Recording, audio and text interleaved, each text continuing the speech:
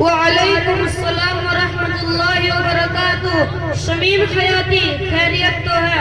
ارے ملا جی اپنی تو موج آ رہی ہے، اور سنائیے کیسے جی رہے ہو؟ الحمدللہ، اللہ کا فضل ہے، اس کا شکر و احسان ہے۔ ارے ملا جی آپ کی فقیری کبھی دور ہوگی کہ نہیں؟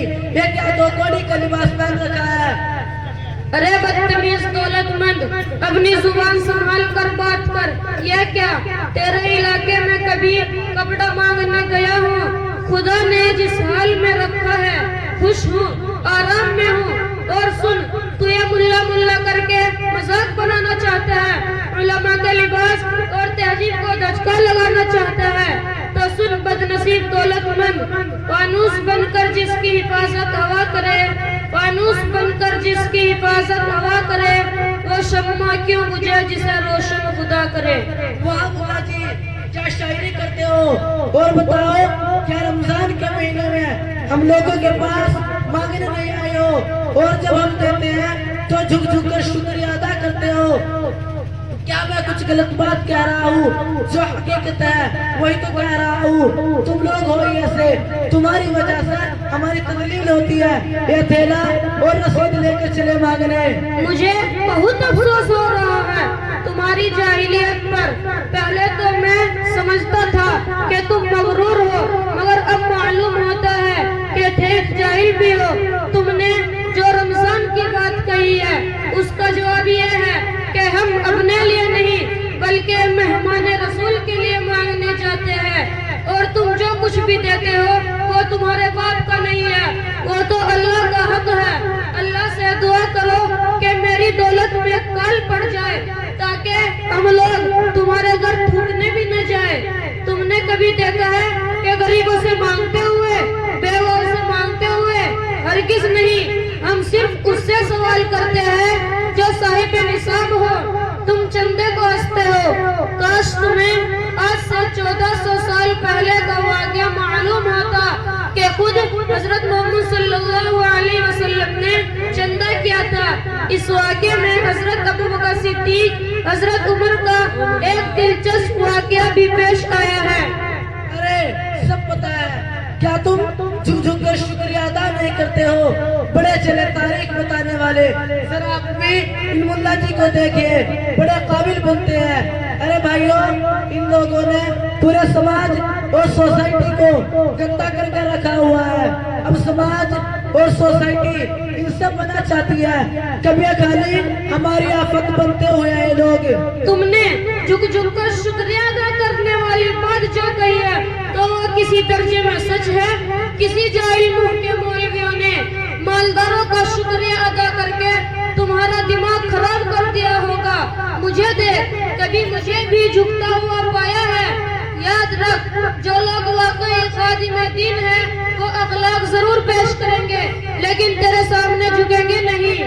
ارے ایسے کتنے ہیں، دو چار، بھلا ان سے کیا ہوتا ہے؟ اعتبار تو زیادتی کا ہوتا ہے۔ نہیں، تم جھوٹے ہو، اکثر ایسا نہیں کرتے اور نہ انشاءاللہ کریں گے۔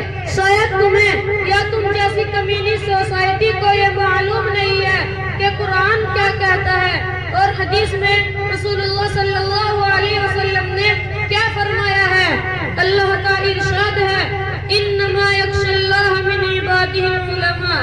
دوسری جگہ اللہ کا ارشاد ہے، فاسألوا اہل الذکر ان کنتم لا تعلمون۔ تیسری جگہ اللہ کا ارشاد ہے، فَإِن تَنَازَعْتُمْ فِي شَيْءٍ فَرُدُّوهُ إِلَى اللَّهِ وَالرَّسُولِ وَأُولِي الْأَمْرِ مِنْكُمْ۔ قرآن سے پیٹ بھر گیا ہے تو ذرا حدیث پاک سے پانی پی لے۔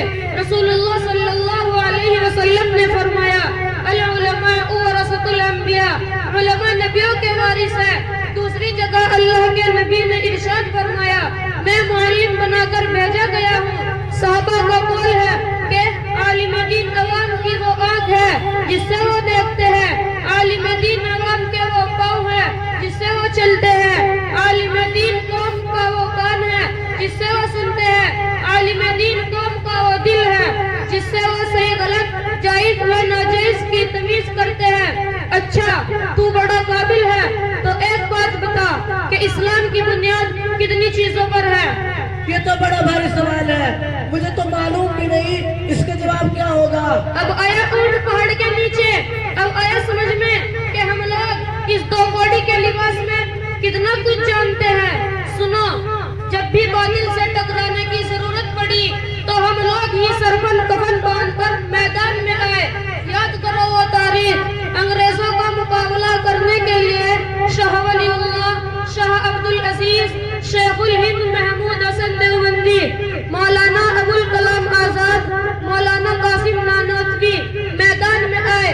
اتنا ہی نہیں، ہر باطل فرقے کے مقابلے میں علماء نے بڑھ چڑھ کر حصہ لیا ہے۔ ارے مولانا، آپ تو بڑا بھاری سوال کر رہے ہو، بھلا ہم لوگوں کو اس کا جواب کہاں سے آئے گا؟ اللہ ہم سب کو توفیق سے نوازے۔ یہ آپ کے ساتھ کون ہے؟ یہ میرے دوست ہیں جو امریکہ میں رہتے ہیں، اچھے بزنس مین ہیں، ان کا نام مشیر پاشا ہے۔ اچھا، تو کیا میں ان سے بھی کچھ سوال کر سکتا ہوں؟ کیوں نہیں، ضرور۔ اچھا تو بھائی صاحب یہ بتائیے کہ غسل میں کتنے فرض ہیں؟ ارے ملا جی، تم نے تو ہمیں بالکل جاہل ہی سمجھ لیا ہے کیا؟ غسل میں 10 فرض ہیں۔ نمبر 1 پانی کا ہونا، نمبر 2 منجن کا ہونا، نمبر 3 تولیہ دھوتی کا ہونا، نمبر 4 لوٹا بالٹی کا ہونا، نمبر 5 کپڑے اتارنا، نمبر 6 نیکر کا ہونا، نمبر 7 استنجا کرنا، نمبر 8 لیٹرین میں جانا، نمبر 9 وضو کر کے جمعے کی نماز پڑھنا، نمبر 10 سب سے ضروری سردیوں میں گرم پانی اور گرمی میں ٹھنڈا پانی اور اوپر سے نیچے تک پانی ہی پانی۔ واہ ماشاء صاحب، واہ۔ اچھا بھائی صاحب آپ بھی تو ذرا اپنا نام بتائیے۔ میرا نام سہیل پاشا ہے۔ اچھا تو آپ بھی مسلمان ہیں، تو یہ بتائیے کہ ایک مسلمان کے اوپر کتنی نمازیں فرض ہیں؟ ارے مولانا صاحب، نماز تو میں بڑی پابندی سے پڑھتا ہوں، اس سوال کا جواب میرے لیے کچھ مشکل نہیں ہے۔ نمبر 1 جمعے کی نماز، نمبر 2 عید کی نماز، نمبر 3 بقرہ عید کی نماز۔ واہ پاشا صاحبان، واہ، کتنے افسوس کی بات ہے کہ آپ لوگ اپنے آپ کو مسلمان کہتے ہو، علماء کو برا بھلا کہتے ہو اور انہیں فقیر سمجھتے ہو، اور آپ کو تو دین کی بنیادی باتیں بھی معلوم نہیں ہے۔ یہ دیکھو میرے ساتھ مدارس کے کچھ چھوٹے بچے ہیں، دین کے بارے میں ان سے جو چاہو معلوم کر سکتے ہو۔